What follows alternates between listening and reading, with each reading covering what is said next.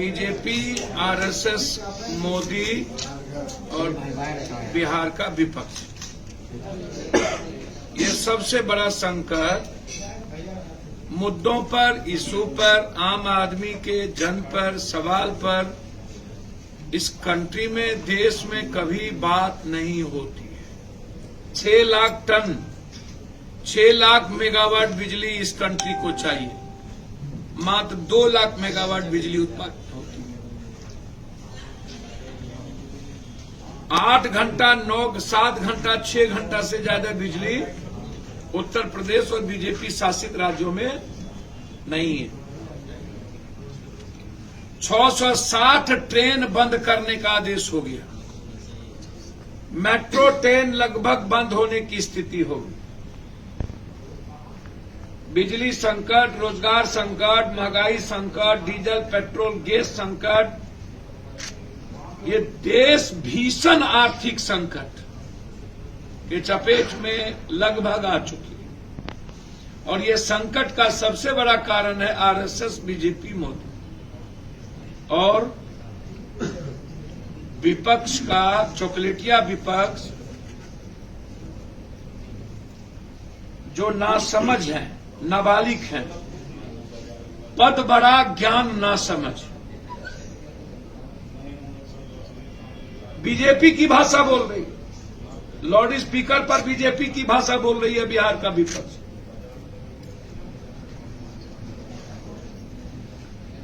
अरे loud speaker न अजान से समस्या है, न हनुमान चालीसा और न रामधुन से। लाउड स्पीकर के ये आपको नमाज का वक्त हो गया, अजान के लिए लाउड स्पीकर या किसी भी, किसको संकट है? यदि सबसे ज्यादा किसी आवाज से इस कंट्री को संकट है और डर है, तो नेताओं के जुबान जो नफरत, जाति, धर्म, मजहब का घोर संकट पैदा करने वाले जो नेता लोग हैं, पहले उसकी जुबान को बंद करने की जरूरत है। नेताओं पर आचार संहिता लगाने की जरूरत है। नेताओं की सदस्यता रद्द करने की जरूरत है, जो किसी जाति को, जो किसी मजहब को, जो किसी धर्म को, जो किसी समाज को गाली देता हो या उससे नफरत पैदा करता हो, उससे इस देश को संकट है और देश खतरे में है। अजान और मंदिरों के मंदिर, बस हनुमान मंदिर से और चालीसा से कोई मतलब नहीं है, ये आप समझ लीजिए। ये हमें जीने का फ्रीडम दीजिए ना, दूसरों की जिंदगी में दखल ना दे। ये जो डीजे बजता है, बड़ा बड़ा भर भर रात आप तंग करते हैं, 50 डीजे लगाकर। मुखिया जी मन होखा तो आबा मिस कॉल मारल तो किस देव का हो, हट जाता वो पाछे में आवेद। ये जो आप लोग जो गाते हैं, ये जो पूरा सोसाइटी के लिए संकट बनते जा रहे हैं, आप उसकी बात नहीं करिएगा। ये जो डेली भोजपुरी हीरो कौन कौन गाली गलौज कर रहा है, समाज उससे दूषित हो रहा है, बैन करिए ऐसे लोगों पर।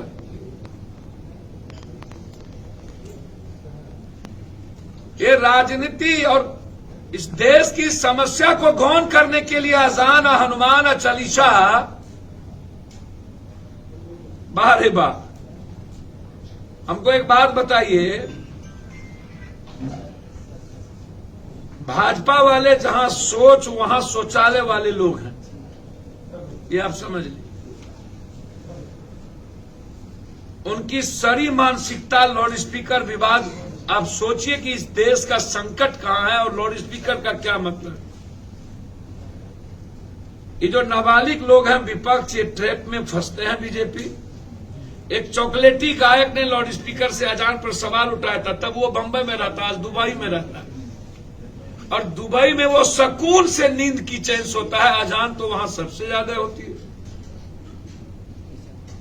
वही चॉकलेटी विपक्ष यहां भी है। कल के दिन बीजेपी कह दे अक्षय तृतीया को ईद नहीं होने देंगे, ईद किसी दूसरे दिन मनाएंगे, और कल चॉकलेटी विपक्ष कह दे हाँ सही कहा जा रहा। हम आज संकल्प लेते हैं, आज जन्म लड़ेंगे ऐसी मानसिकता के खिलाफ जो विपक्ष और भाजपा, जो बिहार का नंबर 1 दुश्मन बन चुका है। देश में सांप्रदायिकता भाजपा पैदा कर सकती है, बस बिहार एक राज्य है जहां पर नफरत और सांप्रदायिकता पैदा करने की औकात भाजपा के भीतर नहीं। ये याद रखिएगा। लड़ेंगे आजीवन। कभी बिहार भाजपा को स्वीकार नहीं करेगी। ये तो नीतीश जी की देन है कि भाजपा की सरकार, और हम तो चाहते हैं कि नीतीश जी इस देश के राष्ट्रपति हों। और हम कहना चाहेंगे कांग्रेस से, यदि आप नरेंद्र मोदी से लड़ना चाहते हैं तो हम सबको नीतीश कुमार को राष्ट्रपति बना देना चाहिए। तब पता चलेगा कि राष्ट्रपति की पावर और ताकत होती क्या है।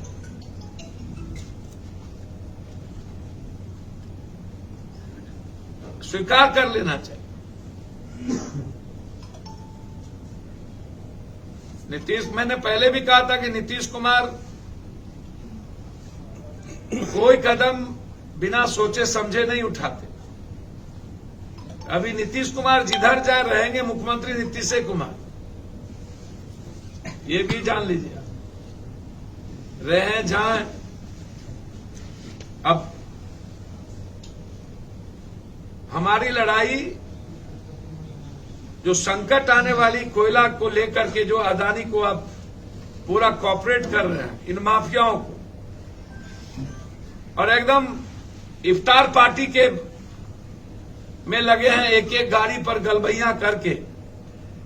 इन नेताओं से मेरा सवाल है कि आप बिहार में इतनी हत्या, इतनी घटनाएं घट रही है, उस पर आप कोई सवाल, ये जो सब ललबबुआ, सब जो जाति के नेता पागले के तरह भर रहे हैं, और मेरा मानना है कि अब बिहार जाति, धर्म, मजहब से अब निकलना चाहता है।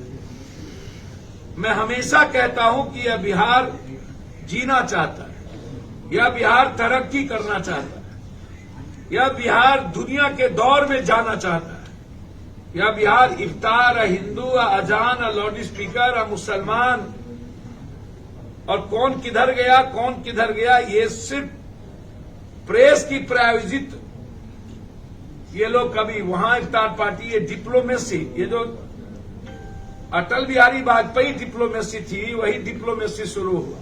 वो तो आपको पता चलेगा अभी राज्यसभा का जो चुनाव है और आने वाला जो अभी बरसात, नहीं मौसम, जो विधानसभा आने वाला है, खुलेगा मानसून सत्र में पता चल जाएगा। उसके पहले सुशील मोदी जी ने कहा अत्यंत पिछड़ा ही गायब हो गया भाजपा से। पहला ट्वीट में पहला लाइन यही है।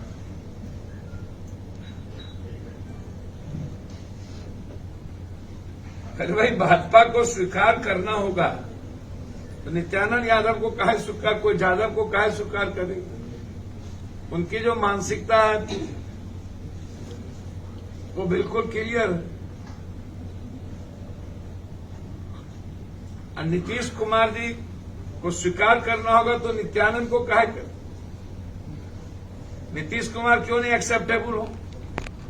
नीतीश कुमार के बारे में तो बिल्कुल क्लियर है कि वो सुशील मोदी, बहुत क्लियर है कि सुशील मोदी उनके नंबर 1 चॉइस है। हम तो धन्यवाद देंगे, हम जो राजनीति बिहार में चाहते हैं कि वो सब लोग आगे आए। जाति धर्म की नफरत फैला, घिसी पीटी जो राजनीति बिहार में 20-25 सालों से, वही लालू, वही नीतीश, वही परिवार, वही फलना, हम तो स्वागत करेंगे।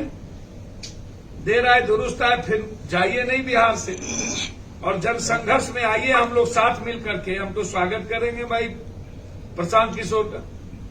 एक नई राजनीति की शुरुआत, यानी सही मामले में की दिक्कत तो है, ये दिल्ली तो है नहीं, आपको लंबा संघर्ष करना पड़ेगा। यहां तो जाति का समीकरण बड़ा घालमेल और तालमेल है। संघर्ष की भूमिका में हमें आनी पड़ेगी।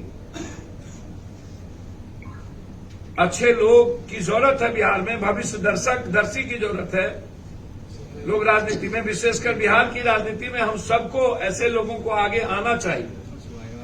हमें तो हृदय से हम स्वागत करेंगे कि ये जो जितने 25-30 सालों से ये जो नाम है, ये डरावना नाम, ये खौफ है इसके भीतर। ये कुछ नया रचनात्मक काम चाहता ही नहीं, ये पीस चाहता ही नहीं। ये जर्मनी की तरह आम आदमी की तरक्की, उसकी 2 लाख रुपया मंथली चाहता ही नहीं। यदि प्राइम मिनिस्टर का तनख्वाह 2 लाख है तो वहां बस के ड्राइवर का तनख्वाह 1,70,000 है, मात्र 30,000 कम है। वहां कोई आदमी चर्च नहीं जाता, इंसान को भगवान समझता है। भारत ही एक कंट्री है जहां भरमार है भगवानों की, और भगवान के अलावे हम इंसान को कुछ समझते ही नहीं है, इंसान की इज्जत ही नहीं करते। अरे मानना है भगवान तो इंसान को मानो ना। इसीलिए हम तो स्वागत करेंगे। अभी हमारी लड़ाई, हमारी पार्टी की लड़ाई इस प्रदेश को बचाने की हो। इस प्रदेश में अच्छे लोगों को राजनीति में कैसे लाया जाए और इन माफिया और अपराधियों और नेताओं और पदाधिकारियों के गठबंधन के नेक्सस को कैसे खत्म किया जाए, यह हमारा एजेंडा है, यही हमारी लड़ाई है। हम आगाह करना चाहते हैं प्रदेश और देश को, हर तरह के संकट से अब आपको जूझना पड़ेगा और आपको जीने की आदत डाल लेनी होगी। हालात अच्छे नहीं हैं, बिजली नहीं मिलेंगे, और बिजली होगा नहीं तो अजान और लाउड स्पीकर कहां चलेगा जा।